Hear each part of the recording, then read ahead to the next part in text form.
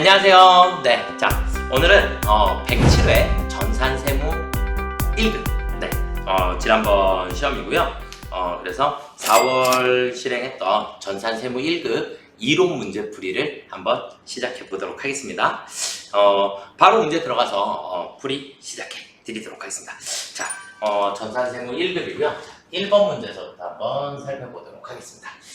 자, 우리가 1번 다음 중 재무상태표에 대한 설명으로 올바른 것끼리 짝지어진 것은 올바른 것이라 그랬고요. 자, 가. 재무상태표 항목은 자산, 부채, 자본으로 구분하고 이해하기 쉽게 표시하며 성격이나 금액이 중요하지 아니한 항목은 성격이 다른 항목에 통합하여 표시할 수 있다.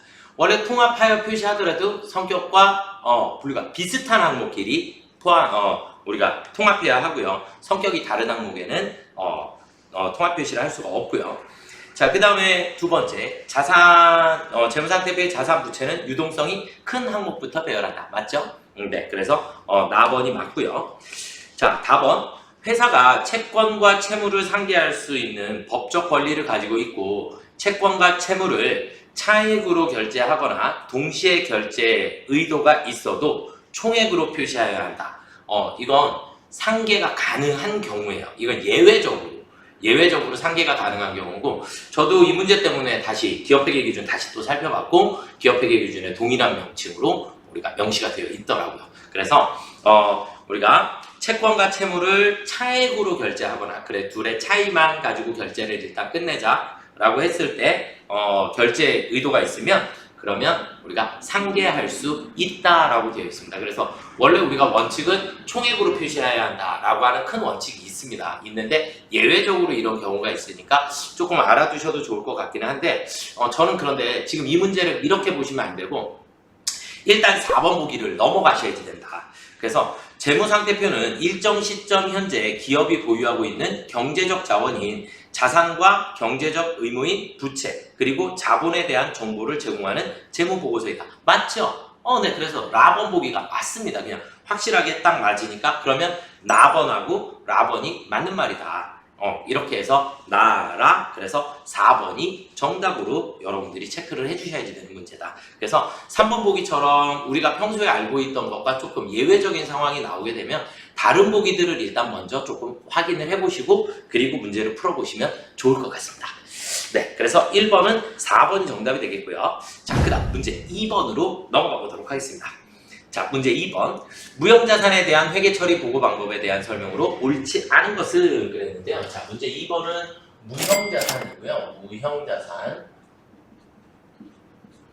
무형자산은 형태가 없죠. 그쵸? 형태가 없어서 1번 보기에 보시면 무형자산은 당해 자산의 법률적 취득 시점부터 합리적인 기간 동안 정액법, 연수학계법, 체감법, 생산량 비례법 등 기타 합리적인 방법을 적용하여 상각한다. 네, 그런데 뭐가 틀렸죠? 무형자산은 취득 시점이 아니라 사용 시점부터 감가상각이라는 것을 해주셔야 됩니다. 그러니까 자산이 사용 가능한 때부터 우리가 상각을 해주셔야 된다 라고 보시면 될 것 같습니다. 그래서 1번이 정답이 되겠고요. 자, 그 다음에 이제 문제 보기 2번을 일단 보시면 무형자산, 자산에서 발생하는 미래적 경제적 효익이 기업에 유입될 가능성이 매우 높고 자산의 원가를 신뢰성 있게 측정할 수 있는 경우에만 무형자산으로 인식합니다. 네. 그 다음 3번, 무형자산의 상각기간은 독립적 배타적 권리를 부여하고 있는 관계법령이나 계약에서 정해진 경우를 제외하고 20년을 초과할 수 없습니다. 그렇죠? 대신에 20년을 초과할 수도 있다라는 경우일 수도 있다라는 거. 그래서 앞에 중요한 게 관계법령이나 계약에서 정해진 경우를 제외하고 그래서 제외하면 20년을 초과할 수 없습니다. 무형자산의 장부금액은 무형자산의 취득가액에서 상각 누계액, 손상차손 누계액을 차감한 금액을 장부금액으로 하도록 되어 있습니다. 그래서 우리가 정답은 2번이 되겠고요. 자, 그 다음에 문제 3번. 다음 중 일반 기업회계 기준상 자본에 대한 설명으로 틀린 것은 그랬어요. 3번은 우리 자본에 대해서 우리가 문제가 나왔고요. 자본금은 법정 자본금으로 발행 주식수의 액면가액을 곱하여 계산하며 액면가액을 초과하여 주식을 발행하는 경우 그 초과 금액은 주식 발행 초과금으로 하여 자본 잉여금으로 계산한다. 그쵸? 자본은 우리가 5가지로 분류를 하죠. 자본금, 자본잉여금, 자본조정, 기타 포괄손익료계, 이익잉여금 이렇게 구분을 하시면 되겠고, 자본잉여금은 증자나 감자 등 주주와의 거래에서 발생하여 자본을 증가시키는 잉여금, 주식배당은 미처분 이익잉여금을 재원으로 한다. 그러니까 우리는 일단 자본에서 이익잉여금이라고 하는 거, 이익잉여금이다라고 하는 개념은 우리가 어디에서 산출이 되는 거예요? 당기순 이익서부터 발생을 하는 거예요. 그래서 당기순 이익이 생겼다. 그러면 이 당기순 이익을 이익잉여금이라 하고, 그리고 이 당기순 이익을 가지고 우리는 뭐를 하는 거예요? 배당이다. 배당이라는 걸 설정을 하게 돼요. 결국 당기순 이익에서 배당을 한다는 의미는 당기순 이익은 이익잉여금 안에 들어가는 거기 때문에 이익잉여금을 가지고 우리가 배당을 한다. 그 이익잉여금 중에 미처분 이익잉여금을 우리가 기본 재원으로 해서 배당을 하면 되겠죠. 자, 그 다음 문제 4번, 보기 4번. 이익잉여금 처분계산서에 표시된 배당은 재무상태표의 부채로 인식한다. 그랬는데 정답은 일단 4번이고요. 이거는 여러분들이 시기에 차이가 있다는 걸 인지를 하셔야 돼요. 자, 예를 들자면 2023년도 귀속분, 2023년도 귀속으로 여기서 우리가 당기순 이익이라는 게 산출이 됐어요. 그러면 우리는 주주총회를 언제 해요? 그 다음 해에 2024년에 주주총회를 하게 되고, 그 주주총회에서 우리는 배당을 결의를 하게 됩니다. 배당 결의를 하는 시점은 이미 23년도에 재무제표가 다 마감이 된 상황이에요. 그래서 여기서 아무리 현금 배당을 결정을 한다라고 해서 여기서 우리가 미지급 배당금이다라고 하는 게 발생을 한다. 혹은 미교부 주식 배당금이라고 하는 게 발생을 한다라고 하더라도 2023년도 분에는 들어간다, 안 들어간다? 안 들어간다. 2023년도 귀속분에 대한 처분을 하는 이 미지급 배당금은 2024년도에 재무제표에 들어가게 되고, 그래서 시기상으로 조금 다르다. 이렇게 이해를 조금 하셔야 될 것 같습니다. 그래서 재무상태표에 부채로 인식한다? 부채로 인식하는 거 맞지 않나요? 그런데 귀속 시기가 조금 다르다. 이렇게 보시면 될 것 같습니다. 그래서 4번이 정답이 되겠고요. 자, 그 다음 문제 4번은, 다음은 주식회사 우리의 23년 재고자산 관련 자료에다 매출액이 20만원인 경우 매출 총이익은 얼마인가? 그러면 문제 4번은 매출 원가를 계산을 해주시면 되겠죠. 그래서 T자 계정 그려주시고 기초상품 재고액은 3만원, 그리고 단기 매입액은 10만원. 자, 여기에서 이제 기말 상품 재고액인데 정상감모 손실 만원을 차감한 후의 금액이니까 여기에 있는 기말이 무슨 재고액? 실제 재고액이에요. 실제 재고액. 실제 재고액. 그래서 실제 재고액 지금 5만원을 써주시고 나면 매출원가는 얼마가 산출이 돼요? 8만원만큼이 매출원가로 산출이 되겠죠?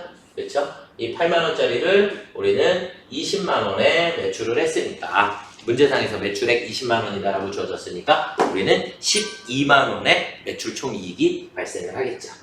그 다음은 문제 5번으로 넘어가 보도록 하겠습니다. 자, 문제 5번은 기업회계 기준상 회계 정책의 변경에 해당하는 것은 그랬어요. 자, 문제 5번은 우리가 회계는 정책의 변경이라고 하는 게 있고, 그리고 회계 추정의 변경이라고 하는 게 있죠. 그쵸? 정책의 변경, 추정의 변경 이렇게 나눠지는데, 정책의 변경은 우리가 자산의 평가 방법 등을 변경하는 것을 우리가 정책의 변경이다라고 얘기를 하고, 대표적인 게 우리가 예를 들어서 재고자산을 후입선출법으로 평가했던 것을 선입선출법으로 바꿨습니다. 이렇게 얘기하는 걸 정책의 변경이다 라고 얘기를 하고요. 이 정책의 변경은 소급법을 적용을 해서 과거부터 수정을 해 와야 한다.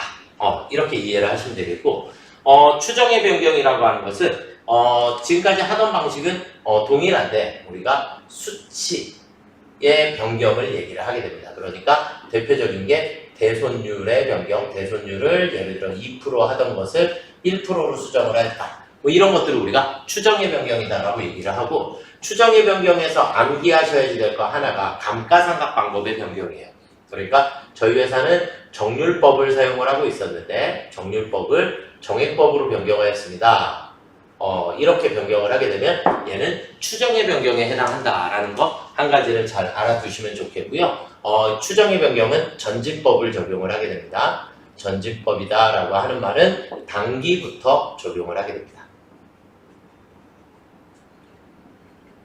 변경된 방법을 단기서부터 적용해 나간다. 이렇게 보시면 될 것 같습니다.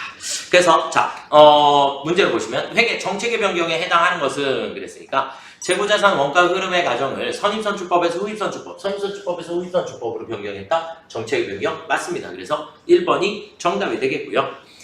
재고자산 진부화 여부에 대한 판단과 평가를 변경한 경우 감가상각 자산에 내재된 미래 경제적 효익의 기대 소비 형태를 변경한 경우 이런 것들은 해오던 방식 중에 금액 데이터, 수치 데이터만 변경하는 것이기 때문에 2번과 3번은 회계 추정의 변경이다 라고 보셔야지 될 것 같고요.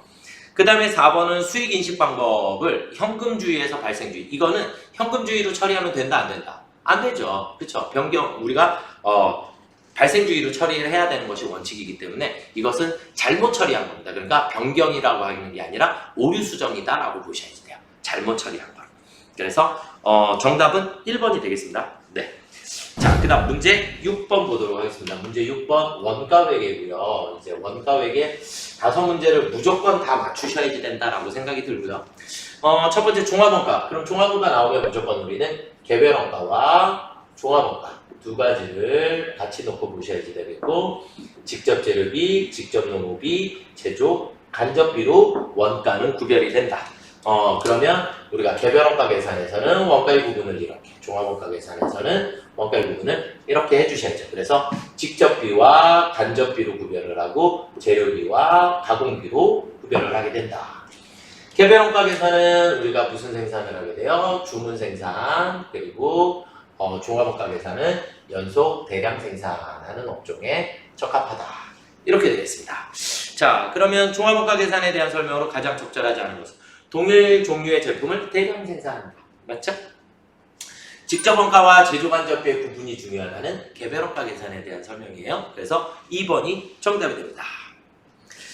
다음 제품 원가를 제조 공정별로 집계한 다음 이를 완성품과 기말 제공품에 배분하는 절차가 필요하다. 그래서 종합원가 계산에서 제일 중요한 게 우리가 기말 제공품의 평가죠. 기말 제공품의 평가고, 여기서 우리가 한 단계 더 들어가면 완성품 환산량이라는 걸 계산을 해주셔야지 된다. 이렇게 보시면 될 것 같습니다. 공정별로 4번 보기에 보시면 공정별로 집계한 다음 이를 그 공정의 생산량으로 나누어 단위당 원가, 그래서 환산량을 계산을 해주시고 단가 계산을 해주셔야지 된다라는 거 보시면 되겠습니다. 그래서 정답은 2번이 되겠고요.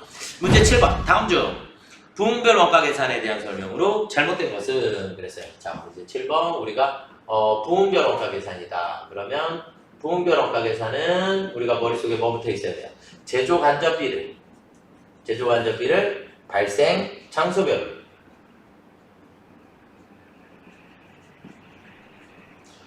발생 장소별로 분류 집계해 주는 절차를 우리가 부문별 원가 계산이다 라고 얘기를 하고, 그럼 이런 부문별 원가 계산에서는 우리가 보조공비 배부 방법의 직접 배부법, 그리고 단계 배부법, 그리고 상호 배부법, 이렇게 세 가지가 있겠죠. 그쵸?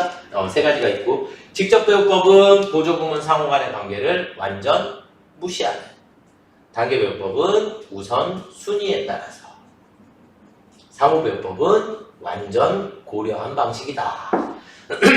이렇게 일단 이해를 해주시면 될 것 같고요. 자, 보조부문의 원가를 제조부문에 배부하는 방법 중 단일 배분율법과 이중 배분율법은 원가 행태에 따른 원가 배분 방법으로, 이중 배분율법과 직접 배분율법은 서로 혼용하여 사용할 수 있다. 네, 무슨 얘기냐? 우리는 제조 간접비를 두 가지로 놓고 보는 거야. 제조 간접비를 어떻게 보냐? 우리는 고정 제조 간접비가 있고 변동 제조 간접비가 있더라.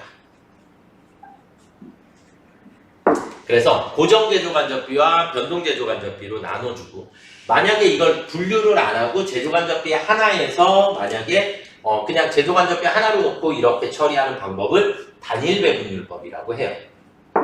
제조간접비가 한 개니까 이걸 단일배분율법이라 하고, 그 다음에 우리가 이중배분율법이다라고 하는 것은 고정제조간접비는 예를 들어서 단계배분법으로, 변동제조간접비는 직접배분법으로 이렇게 사용을 하게 되면 이걸 우리는 이중배분율법이다라고 얘기를 하는 거예요. 이해가 되시나요? 그래서 제조간접비를 둘로 나눠놓고 서로 다른 방법을 쓰면 이중배분율, 그 다음에 제조간접비를 그냥 하나로 놓고 계산하는 방법을 단일배분율. 정확도는 이중배분율이 훨씬 더 정확하겠죠. 그쵸? 그래서 나누어서 처리를 하니까 훨씬 더 정확한 방법이 나오게 된다. 이렇게 보시면 될 것 같고요. 자, 보조분모 원가를 제조분모에 배분하는 방법 중 상호배분법은 상호 간의 용역수수 관계를 고려하여 배분하는 방법이다. 보조분모 간의 용역수수 관계가 중요할 경우에 직접배분법을 적용하게 되면 왜곡될 수 있다. 네, 그래서 보조부문끼리 상호 관계를 완전 고려하는 방법은, 가장 정확하게 계산하는 방법은 상호배분법이 되겠습니다. 부문 관리자의 성과 평가를 위하여 단일배분율법이 이중배분율법에 비해 보다 합리적이라고 했습니다.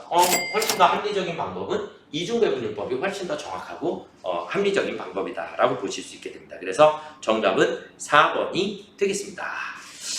자, 그 다음으로 한번 넘어가 보겠습니다. 문제 8번. 다음 자료를 바탕으로 단기 제품 제조 원가를 계산하면 얼마인가 그랬어요. 자, 문제 8번은 단기 제품 제조 원가를 계산하라 그랬고요.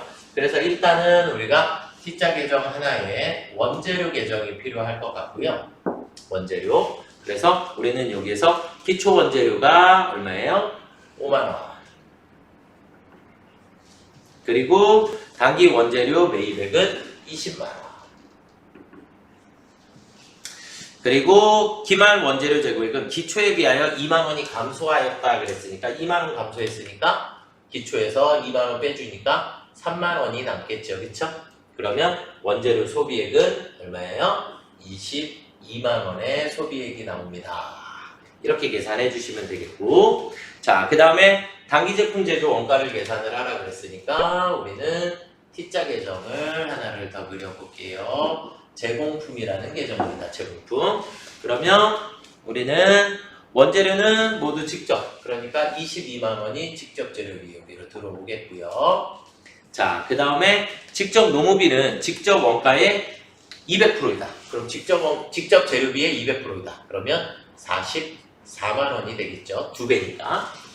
자, 그 다음에 제조간접비는 직접 노무 원가의 150%이다.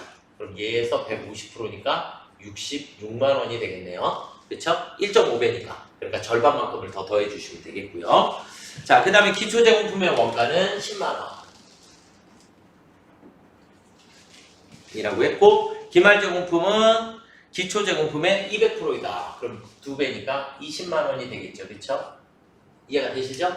그럼 20만원만 빼고 계산하시면 되니까 122만원이 단기 제품 제조 원가가 나오겠네요. 이해가 되시죠? 네. 이렇게 계산해 주시면 될 것 같습니다. 자, 그 다음 문제 9번. 다음 중 원가의 분류와 관련된 설명으로 가장 잘못된 것은 그랬어요. 그러면 이제 우리가 문제 9번은 우리가 이렇게 갈게요. 고정비, 변동비, 그리고 준고정비, 그리고 준변동비. 이해되시죠? 자, 써드릴게요. 고정비, 변동비, 준고정비, 그 다음에 준변동비. 이렇게 되고, 우리는 단가의 움직임이 고정비는 단위당 원가가 점점 떨어지고 변동비는 단위당 원가가 일정하다.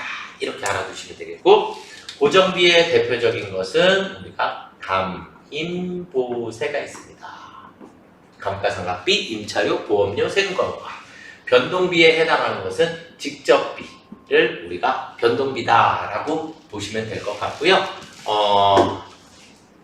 이 정도 알아두시면 될 것 같아요. 그 다음에 준고정비에 해당하는 것은 렌탈료, 리스료 이런 것들이고, 준변동비는 뭐가 존재하는 거? 기본요금이 존재하는 거, 전력비, 전환료 뭐 이런 것들 등이 우리가 준변동비에 해당한다. 이 정도 정리하면 끝날 것 같습니다. 준고정원가는 일정 조업도 범위 내에서는 고정원가와 같이 일정하지만 조업도가 일정 수준 이상으로 증가하게 되면 원가 총액이 증가해서 계단 현상이 발생을 하게 된다. 그래서 맞는 말이고요. 준변동원가는 관련 범위 내에서 조업도에 관계없이 총원가가 일정한 부분과 조업도의 증감에 비례하여 총원가가 변동하는 부분이 혼합되어 있다. 그래서 준변동원가는 기본요금 구간과 사용요금 구간이 나눠져 있다. 변동원가는 조업도가 증가하면 총변동원가는 비례적으로 증가하며, 맞죠? 단위당 변동원가는 일정하다. 그쵸? 단위당 변동원가는 일정하다. 3번이 정답이 되겠습니다. 고정원가는 조업도가 증가하는 경우 관련 범위 내에서 총 고정원가는 일정하나 단위당 고정원가는 감소하도록 되어 있지요. 이해가 되셨습니까요? 네. 이렇게 보시면 될 것 같고요. 자, 그 다음 문제 10번. 세무 1급에서 원가액이 가장 어렵다라고도 얘기들 많이 하고, 그 다음에 반드시 알아두셔야지 되는 거. 그래서 우리가 표준원가 계산이다라고 얘기를 하게 되는데, 우리가 표준원가 계산에서는 그냥 제가 수업 시간에는 이렇게 해요. 그냥 실제, 그 다음에 실제, 표준, 그리고 표준. 이렇게 세 그룹으로 만들어 주시면 되겠고, 세 개의 그룹으로 이렇게 만들어 주시면 되겠고, 그냥 바깥에 게 여기로 들어온다. 이렇게 생각을 하시면 돼요. 그러면 우리는 실제 작업 시간하고 실제 임률하고, 그러면 우리는 이 둘의 차이를 우리는 가격 차이 혹은 임률 차이라고 얘기를 하는 거고, 그 다음에 우리는 이 둘의 가격 차이를 우리는 능률 차이 이렇게 표현을 하게 됩니다. 작업의 능률 이렇게 보시면 되겠고, 부등호의 방향은 무조건 이쪽으로 크게 되면 불리한 차이가 생기게 되는 거고요. 부등호의 방향 이쪽이 더 크면 우리가 유리한 차이가 발생을 하였다 이렇게 봐요. 그러니까 실제 쓴 게 표준 원래 보통 써야 될 것보다 실제로 더 많이 쓰게 되면 돈의 지출이 많아진 거죠.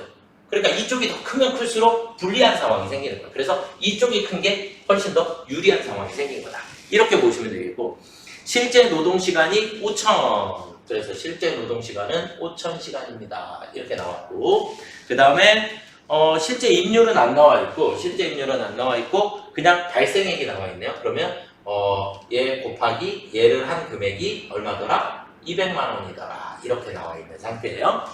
자, 그 다음에 표준 노동시간은 4,800시간이라고 되어 있고, 그 다음에 표준 임률은 380원 이렇게 되어 있고요. 그 다음에 직접 노무원가의 능률 차이가 불리한 차이가 76,000원이다 이렇게 되어 있는데, 그건 의미가 별로 없어요. 자, 그럼 이제 여기에서 우리는 실제 노동시간 그러면 5,000시간을 가지고 올 거고요. 그 다음에 표준 임률 그러면 380원을 가지고 올 거예요. 그럼 이 둘을 곱하게 되면 3, 5, 15, 5, 3, 15, 5, 8에 40 그럼 190만 원이 나오겠죠? 그쵸? 190만 원. 그러면 가격이 실제가 훨씬 더 크죠? 그쵸? 이쪽이 더 크니까 10만 원 우리는 가격 차이, 임률 차이는 10만 원만큼 무슨 차이가 생겼다? 불리한 차이가 생겼다. 이렇게 보시면 돼요. 능률 차이도 계산을 해보면 이렇게 둘을 곱해 주시면 금액이 얼마가 나올까요? 계산을 해보시면 182만 4천 만큼이 나오게 되고, 그러면 이번에도 이쪽 실제가 더 크죠? 그쵸? 그래서 이쪽이 더 크기 때문에 그러면 7만 6천 원만큼의 또 마찬가지 불리한 능률 차이가 발생하였다. 이렇게 표시를 하면 됩니다. 이해가 되시나요? 잘 이해하시고 꼭 맞추시기를 바라겠습니다. 자, 그 다음 문제 11번으로 넘어가 보도록 하겠습니다. 다음 중 법인세법상 대손금으로 송금 산입할 수 있는 채권으로 옳은 것은, 대손은 우리가 대손 요건을 충족해야 되죠. 그쵸? 네. 그러면 회수기일이 6개월 이상 지난 채권 중 채권가액이 30만 원 이하의 소액 채권. 그러면 우리가 대손 처리 가능하죠. 1번이 정답입니다. 1번이 정답이고, 문제 2번은 부도 발생일로부터 6개월 이상 지난 수표. 이건 가능하죠. 가능한데 문제의 끝에 뭐라고 되어 있냐면 보기 끝에 저당권을 설정하고 있대요. 그럼 저당권을 설정하고 있다는 얘기는 내가 이 돈을 못 받으면 내가 저당, 담보 잡은 것을 판매해서 내가 현금화 시킬 수 있기 때문에 이 부분은 대손처리 대상이 아닌 게 되겠고요. 자, 채무자가 파산한 채권의 채무 보증으로 인하여 발생한 구상채권. 이건 뭐냐면 다른 사람이 돈을 빌려서 썼는데 제가 보증을 쓴 거예요. 보증을 썼는데 다른 사람이 돈을 못 갚게 되면 제가 돈을 대신 갚아야 할 의무, 채무가 발생하는 것이지 이거는 대손하고는 상관이 없는 내용입니다. 재판상의 확정 판결로 회수 불가능으로 확정된 채권 중 특수관계인에게 업무와 관련된 가지급금 채권. 특수관계인에게 빌려준 돈에 대해서는 대손 처리할 수가 없습니다. 그래서 정답은 1번이 되겠습니다. 이렇게 보시면 되겠고, 자, 그 다음 문제 12번으로 넘어가겠습니다. 12번은 업무용 승용차 관련 설명이다. 그런데 우리 업무용 승용차는 우리 실무에서도 설명드렸지만 일단 무조건 몇 년이요? 5년 강제 상각한다. 네, 연간 한도는 800만 원이다. 요 정도 알아두시면 되겠고, 그 다음 무조건 정액법으로 처리를 하도록 되어 있다. 이해되셨나요? 그것만 알고 계셔도 문제는 쉽게 풀어줍니다. 자, 1번 업무용 승용차 관련 비용이란 감가상각비, 임차료, 유류비 등 업무용 승용차 등의 취득 및 유지를 위하여 지출한 비용을 말한다. 그쵸? 네. 업무용 자동차 전용보험에 가입하지 않은 경우 승용차 관련 비용은 전액 송금 불산임 처리한다. 네. 그러니까 업무용 자동차 보험에 가입하고 운행을 해라. 이렇게 보면 되겠고요. 업무용 승용차는 정액법, 정률법 중 신고한 상각 방법으로 상각할 수 있고, 아니요. 업무용 승용차는 무조건 무슨 법으로? 정액법으로 상각해야 합니다. 그래서 정률법 안 됩니다. 그래서 3번이 정답이 되겠습니다. 자, 13번으로 넘어가 보도록 하겠습니다. 다음 중 소득세법상 중간 예납과 관련된 설명으로 틀린 것은 당해년도 신규로 사업을 개시한 자는 중간 예납 의무가 없겠죠, 당연히. 그렇죠? 새로 했으니까 전년도에 소득 자료가 있어야 중간 예납이라는 게 발생을 하기 때문에 없다라고 보시면 되겠고, 퇴직소득, 양도소득에 대해서 중간 예납세액은 세무서장이 결정한다? 중간 예납이 발생할 수가 없죠. 퇴직을 언제 할 줄 알고 퇴직소득세를 발생을 시켜요. 그쵸? 그래서 안 된다. 그래서 정답은 2번이 되겠습니다. 그래서 퇴직소득, 양도소득에 대해서 중간 예납세액은 발생하지 않습니다. 자, 그 다음에 중간 예납세액이 50만원 미만인 경우에 징수하지 않습니다. 그리고 중간 예납세액이 중간 예납 기준의 30%에 미달하는 경우에는, 그러니까 우리가 올해 장사를 했는데 전년도 매출한 거에 비해서 너무 적게 되었다. 그러면 신고할 수 있도록 되어 있습니다. 그래서 지금 13번은 일단 우리가 50만원 외우셔야지 될 것 같고요. 3번, 4번 보기를 외우셔야지 될 것 같고, 그래서 정답은 일단 2번입니다. 퇴직소득, 양도소득에 대해서는 우리가 중간 예납이 발생하지 않습니다. 이렇게 보시면 되겠고요. 자, 그 다음 문제 14번으로 넘어가 보도록 하겠습니다. 다음 중 소득세법상 사업소득과 관련된 설명으로 틀린 것은 사업용 유형자산인 토지를 양도함으로써 발생한 차익은 사업소득 금액 시 총수익 금액에 산입하지 않습니다. 왜? 양도소득은 양도소득세를 따로 우리가 구별하여서 납부해야 하니까 따로 수익 금액에 산입하지 아니하고요. 자, 그 다음에 두 번째, 사업소득 금액 계산 시 대표자 본인에 대한 급여는 필요경비로 인정되지 않습니다. 사업소득은 왜냐면 그 대표자의 급여를 비용으로 넣어버리게 되면 이익이 작아지니까. 그래서 이것까지는 포함시키지 않습니다. 사업용 고정자산과 재고자산 등의 평가차손은 필요경비로 인정됩니까? 인정되지 않습니다. 네. 그래서 고정자산하고 재고자산의 평가손익은 우리가 필요경비, 비용 처리할 수 없습니다. 그래서 3번이 정답이 되겠고요. 사업과 관련하여 해당 사업용 자산의 멸실 또는 파손으로 인하여 취득하는 보험 차익은 사업소득 금액 계산 시 총수익 금액에 산입한다. 네. 그래서 14번은 우리가 이런 게 있어요. 우리가 화재가 발생을 하였다. 그러면 보험 가입 여부랑 상관없이, 보험 가입 여부 상관없이 화재는 무조건 다 재해 손실로 처리를 하게 됩니다. 그리고 재해 손실로 처리를 해놨다가 나중에 보험사로부터 어쨌든 보험금을 수령을 하게 되면, 보험금을 수령했을 때 그때 우리는 보험금 수익이라고 하는 수익이 발생하였다라고 처리를 하게 됩니다. 아시겠죠? 그래서 보험금을 탔을 때 우리는 수익 금액에 산입한다, 수익으로 본다, 이렇게 보시면 될 것 같고요. 그래서 정답은 3번이 되겠고요.